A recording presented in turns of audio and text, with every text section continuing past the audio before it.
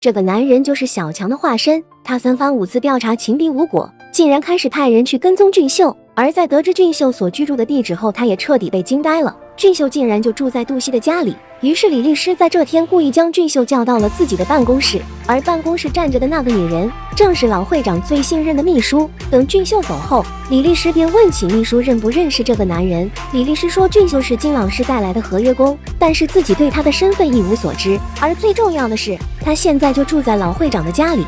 于是秘书找到了杜西了解具体情况。秘书知道住在乌塔房的人是杜西店铺的员工，却不知道杜西和那个人竟也是朋友关系。他问起俩人是不是有什么特殊关系，杜西便将俊秀在和金老师谈恋爱的事情告诉了他。金秘书有些惊讶，那为什么不是金老师给他找房子？杜西只好说是因为金老师比较保守，这才勉强糊弄了过去。但其实秘书已经见到过俊秀2次了，而这2次都是何正言在一起。第一次是俊秀和正言在咖啡厅见面的时候，第2次是早上上班时，俩人在家门口擦肩而过。秘书对俊秀和正言的关系起了疑心，于是他也拿来了正言的资料和从李律师那里得知的有关俊秀的信息，找人帮忙跟踪正言，并调查正言的过去。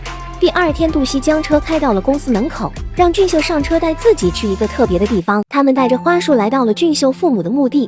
인사드릴게요. 어머님, 아버님, 나도이라고 합니다. 지금은 이 사람의 연인이고 미래의 며느리가 될 사람입니다. 俊秀望向杜西，他没想到杜西竟然会如此坚定地承认自己儿媳的身份。杜西说自己会和您的儿子在一起一辈子，就像你们一样，一直相亲相爱的永远生活下去。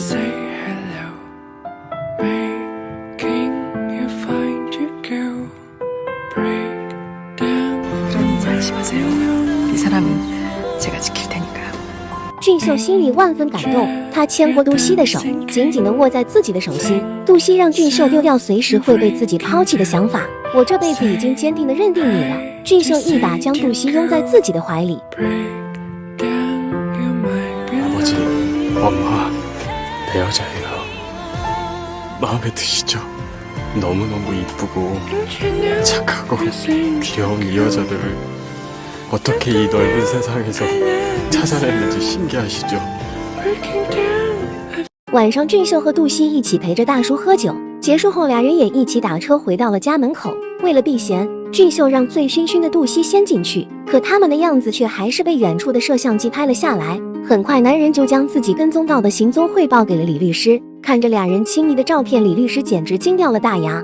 낮에 나도이 씨 차로 두 사람이 어딘가로 갔는데 따라가다가 신호 때문에 놓쳤습니다.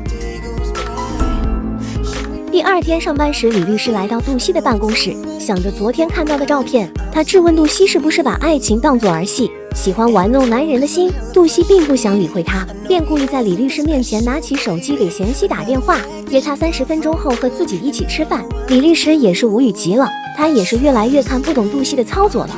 但杜西并没有去和贤熙吃饭，而是给朱茵创造了约会机会，自己跑去跟俊秀共进午餐。可两人刚开始吃饭，3个同事就从门口走了进来，本想装作没看见，但3人很快就注意到了他们。杜西和俊秀只好开始了自己的表演，他们的话题瞬间变成了俊秀因为强势的金老师而饱受爱情的折磨，杜西则化身心灵导师。 선생님이 뭐 때문에 죽기보다 싫은 회사 생활을 하는지, 응? 다 준수 씨 실무경험 쌓게 한다는 그 마음 하나 때문인 거 잘 알죠? 알죠.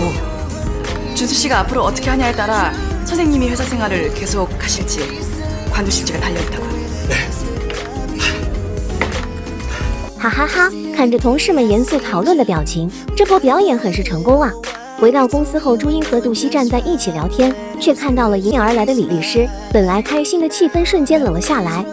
라이벌 분들께서 무슨 정담을 그렇게 나누시나요? 정말 한 번도 그냥 지나치시는 법이 없네요. 신지영 씨 앞에서 확실하게 해드려고요. 신지영 씨는 내가 목표라는데 난 나도희 씨가 목표라서요.